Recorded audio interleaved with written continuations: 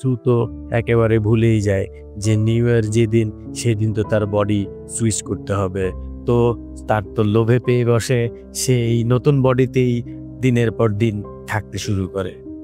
এই নতুন বডিকে অ্যাক্টিভ রাখার জন্য তার পুরনো বডি থেকে সিরাম বের করে নতুন বডিতে পুশ করতে হয়, আর সেটা সে দিনের পর দিন কন্টিনিউ করতে থাকে।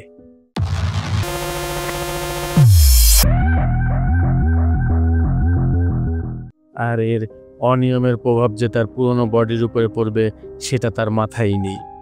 যাই হোক, অনেক দিন পরে যখন সে পুরনো বডিতে শিফট করে তখন সে দেখতে পারে সে পুরোপুরি বুড়ো হয়ে গিয়েছে। এই অবস্থা দেখে সে নিজের উপরে নিজে ঘৃণা করতে শুরু করে, আর সুয়ের যত ছবি ছিল সব ছবি ছিঁড়ে ফেলে দেয়, আর জানালার মধ্যে বড় একটি পর্দা লাগিয়ে দেয়, যেখান থেকে সুয়ের বড় একটি বিলবোর্ড দেখা যেত। এরপর সে কোম্পানিতে আবার ফোন দেয় আর বলে, আমি কি আমার আগের রূপে ফিরে যেতে পারি? তখন কোম্পানি থেকে জানায় যে না, আপনাকে একবার বলা হয়েছে, যেটা হয়ে গেছে সো হয়ে গেছে, এটাকে আর বদলানোর কোনো অপশন নেই। তবে একটা সমাধান আছে, যদি আপনি এটাকে এখনই থামাতে চান তাহলে থামাতে পারেন। তাহলে আপনার বর্তমান যে বডি আছে এই বডি নিয়েই আপনাকে পুরো জীবন কাটাতে হবে। কিন্তু এটাতে এলিজাবেথ রাজি হয় না। এই বৃদ্ধ শরীর নিয়ে সারা জীবন কাটাতে হবে? এরপরেই কোম্পানি থেকে তার কাছে ফোন আসে, আর সাথে সাথে সে নতুন বডিতে শিফট হয়ে যায়।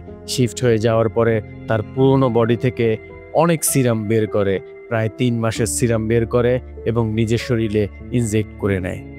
আসলে এখানে মূল ব্যাপারটা হলো, এলিজাবেথ হচ্ছে পুরনো বডি আর সু হচ্ছে নতুন বডি। যখন সে নতুন বডিতে শিফট করে তখন নতুন বডির চিন্তা চেতনার সাথে পুরনো বডির চিন্তা চেতনার কোনো মিল থাকে না, কারণ নতুন বডি অনেক সুন্দর, অনেক গ্ল্যামারে ভরপুর, আর পুরনো বডি তো বৃদ্ধ হয়ে গিয়েছে, তাই এই নতুন বডির লোভ পুরনো বডি সামলাতে পারে না। এই 3 মাস সু তার নতুন বডিতে খুব এনজয় করতে থাকে, অনেক ছবি তুলতে থাকে, আর সে ভুলেই যায় যে তার একটা পুরনো বডি আছে। দেখতে দেখতে সেই নিউ ইয়ারের রাত চলে এসেছে। আজও সু একটা ছেলেকে বাসায় নিয়ে এসেছে এনজয় করার জন্য, কিন্তু হঠাৎ তার মনে পড়ে যায় তার তো বডির সিরাম শেষ হয়ে গিয়েছে। তাই সে সাথে সাথে তার পুরনো বডি থেকে সিরাম বের করতে যায়, কিন্তু আজ তো আর কোনো সিরাম বের হয় না, আর এটা দেখে সু অনেক বেশি ভয় পেয়ে যায়। সাথে সাথে সে কোম্পানিকে ফোন দেয় আর বলে, পুরনো বডি থেকে তো কোনো সিরাম বের হচ্ছে না, এখন আমার কি করা উচিত? কোম্পানি থেকে তাকে জানানো হয়, যদি পুরনো বডি থেকে কোনো সিরাম বের না হয় তাহলে বুঝতে হবে আপনি পুরনো বডি থেকে সব সিরাম ইউজ করে ফেলেছেন। এখন যতক্ষণ না পর্যন্ত পুরনো বডিতে নতুন সিরাম তৈরি হচ্ছে ততক্ষণ পর্যন্ত আপনাকে ওয়েট করতে হবে, আর আপনি সম্ভব হলে খুব দ্রুত বডি সুইচ করে ফেলুন। এই কথা শুনে সুয়ের তো মাথা পুরোপুরি খারাপ হয়ে যায়। তার নাক দিয়ে গড় গড় করে রক্ত পড়তেছিল, তাই সে কোনো কিছু চিন্তা না করে সাথে সাথে তার পুরনো বডিতে সে সুইচ করে নেয়। আর এই সুইচ করার সময় টুংটাং শব্দ হচ্ছিল, আর এই শব্দ শুনতে পেয়ে বাসায় যে ছেলেটি ছিল সেই ছেলেটি উঠে আসে দেখার জন্য যে কিসের শব্দ হচ্ছে। ছেলেটি যখন ওয়াশরুমের কাছাকাছি চলে আসে সাথে সাথে এলিজাবেথ ওয়াশরুমের দরজা লক করে দেয়, আর এলিজাবেথ আয়নাতে নিজের শরীর দেখে যে সে এখন পুরোপুরি বুড়ো হয়ে গিয়েছে, আর চেহারা অদ্ভুত হয়ে গিয়েছে। এতটাই বৃদ্ধ হয়ে গিয়েছে যে তার মাথার চুল সব পড়ে গিয়েছে, আর শরীরের চামড়া সব লুজ হয়ে গিয়েছে, যেন হাড়গুলো এক এক করে গণা যায়। তার হাঁটতেই অনেক কষ্ট হচ্ছিল।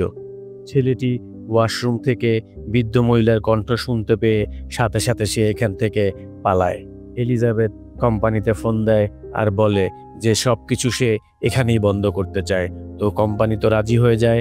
কোম্পানি বলে যে আপনার লকার থেকে আপনি টার্মিনেটর সাবস্টেন্স নিয়ে যান। এলিজাবেথের শরীর এতটাই খারাপ হয়ে গিয়েছিল যে সে যতটা কাপড় চোপড় পারে পরে তার শরীরকে ঢাকার চেষ্টা করে, আর সাথে সাথে সে ঠিকানা মতো গিয়ে টার্মিনেশন সাবস্টেন্সটি নিয়ে নেয়। বাসায় এসে সুয়ের শরীরে যখন এটা প্রবেশ করাতেই যাবে তখন তার কোম্পানির সাথে হওয়াগুলো কথা এক এক করে সব মনে পড়ে, যে তুমি যদি এখন এই টার্মিনেটর সাবস্টেন্সটি সুয়ের বডিতে প্রবেশ করাও, তাহলে তুমি এখন বর্তমানে যে বডিতে আছো আজীবন এই বডিতেই তোমাকে থাকতে হবে। এইটা ভেবে সে সুকে আর টার্মিনেশন সাবস্টেন্স দেয় না। আয়নায় যখন সে নিজের চেহারা নিজে দেখে, তখন সুয়ের উপরে তার অনেক রাগ বেড়ে যায়, কারণ এই নতুন বডিতেই যত সব ভুল চিন্তাভাবনা এসেছে, আর এটার জন্যই তার এখন বর্তমানে এই পরিস্থিতি। তার রাগ আবার বেড়ে যায়, আর সাথে সাথে সে টার্মিনেশন সাবস্টেন্সটি সুয়ের শরীরে প্রবেশ করিয়ে দেয়। অর্ধেক যখন প্রবেশ করানো হয়, তখন তার মনে পড়ে যায় যে সামনে তার অনেক শোয়ের হোস্ট করতে হবে এবং অনেক অ্যাওয়ার্ডও পাবে। এলিজাবেথ এই অ্যাওয়ার্ডগুলো পেতে চায় এবং সে অনেক প্রশংসিত হতে চায়। এই ভেবে বাকি অর্ধেক সাবস্টেন্সটি আর সুয়ের শরীরে দেয় না। হঠাৎ করে তার সন্দেহ হয় সু কি মরে গেল, তাই সে সুকে অনেক জাগানোর চেষ্টা করে, বডিতে অনেক পাঞ্চ করে, কিন্তু সু তো আর জেগে ওঠে না। তখনই সে বডি সুইচ করার চিন্তা ভাবনা করে, কিন্তু বডিও সুইচ হয় না, কারণ সুয়ের শরীরে তো একেবারে সিরাম শেষ হয়ে গিয়েছে। তখনই এলিজাবেথ বুদ্ধি করে তার মেরুদণ্ড থেকে সুয়ের শরীরে সরাসরি অ্যাক্টিভেটর লাগিয়ে দেয়, আর সাথে সাথে সু অ্যাক্টিভ হয়ে যায়। অর্থাৎ একই সময়ে দুই ভেরিয়েন্ট অ্যাক্টিভ হয়ে যায়।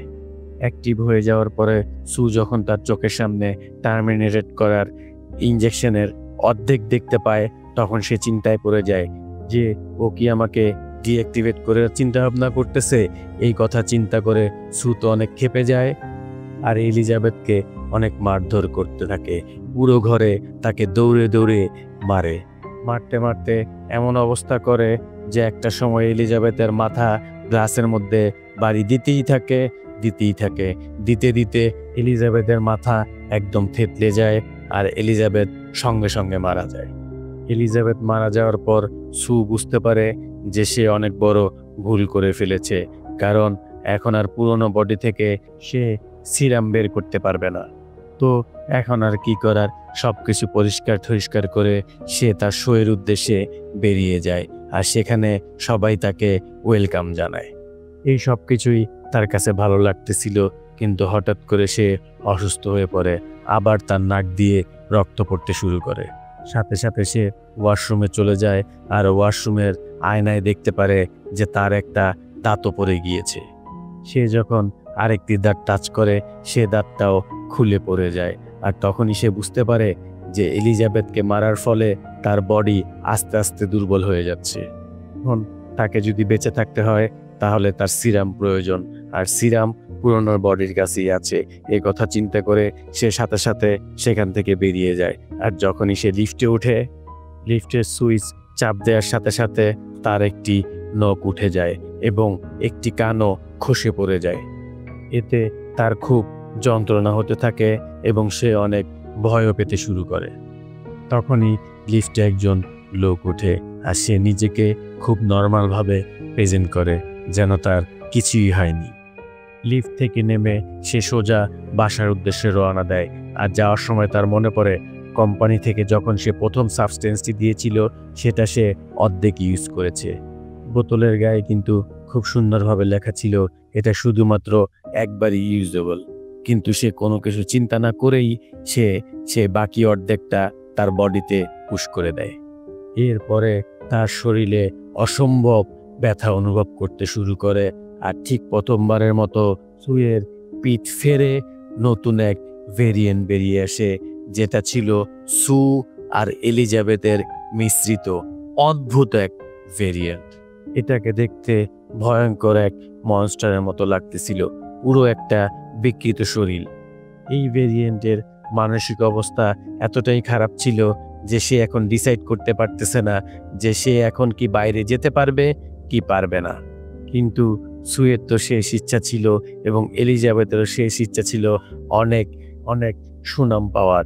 তাই সে এই বিকৃত মুখে এলিজাবেথের একটি পোস্টার আটকিয়ে চলে যায় শোয়ের স্টেজের মাইকের সামনে। যখনই সে কথা বলতে শুরু করে তখনই তার মুখ থেকে সেই পোস্টারটি নিচে পড়ে যায়, আর সবাই তার বিকৃত মুখটি দেখতে পায়। দেখে সবাই এতটাই হতভম্ব হয় যে কারো মুখ দিয়ে কোনো কথাবার্তা বের হয় না। তখনই তার শরীরের ভিতর দিয়ে কিছু একটা বাইরে বেরিয়ে আসে। আর এটা দেখে সবাই তো চিৎকার শুরু করে, লোকজন এদিকে ওদিকে পালাতে শুরু করে। তখনই হঠাৎ করে একজন বেসবলের ব্যাট দিয়ে এলিজাবেথের মুখে আঘাত করে, আর এলিজাবেথের মুখটা সাথে সাথে ব্লাস্ট হয়ে যায়। আর তার বডি থেকে তীরের মতো রক্ত পড়তে থাকে।